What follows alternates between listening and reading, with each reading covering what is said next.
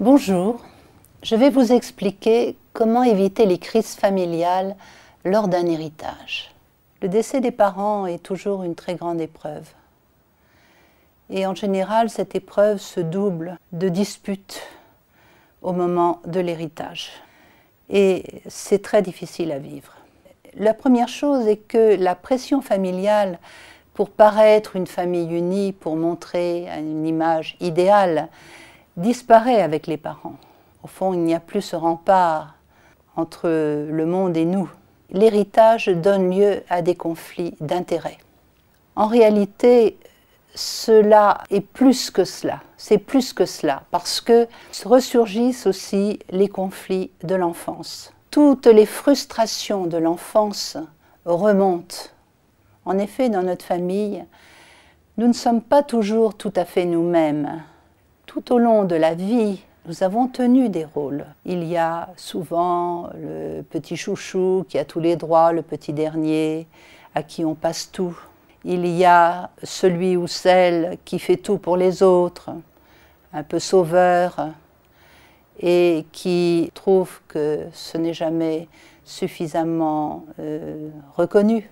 Il y a celui qui a été avantagé parce qu'il n'avait pas réussi tellement dans la vie, à qui les parents ont donné plus d'argent. Donc il y a les frustrations de l'enfance et puis il y a tout ce qui s'en est suivi, qui fait que des sentiments ou d'injustice, de colère, ressurgissent. Lors de la séparation des biens, tout ce qui a été enfoui, toutes les frustrations remontent. Que faire à ce moment-là? Eh bien, je pense que ce qui est important, c'est de se dire qu'on va faire bien les choses. Et quand il s'agit des objets de la vie de tous les jours, il est important d'abord de séparer la valeur marchande de la valeur sentimentale. Un vase n'a pas la même valeur pour l'un que pour l'autre.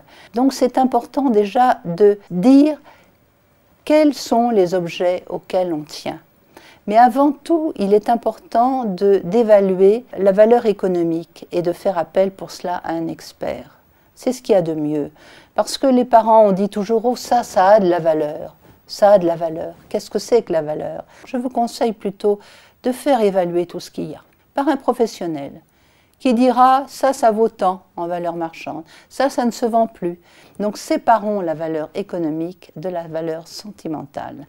Et ensuite, eh bien, on peut faire des lots, trouver des compensations, négocier et dire pourquoi cet objet-là, ce qu'il nous rappelle, pourquoi on tient à lui, et en profiter pour raconter son enfance au travers de tous ces objets qu'il faut se distribuer.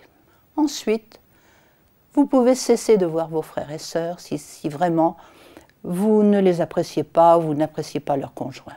Mais si vous les fréquentez, eh bien profitez-en, parce que c'est toujours très important de pouvoir être en lien avec ses frères et sœurs et avec ceux qui partagent le passé le plus ancien.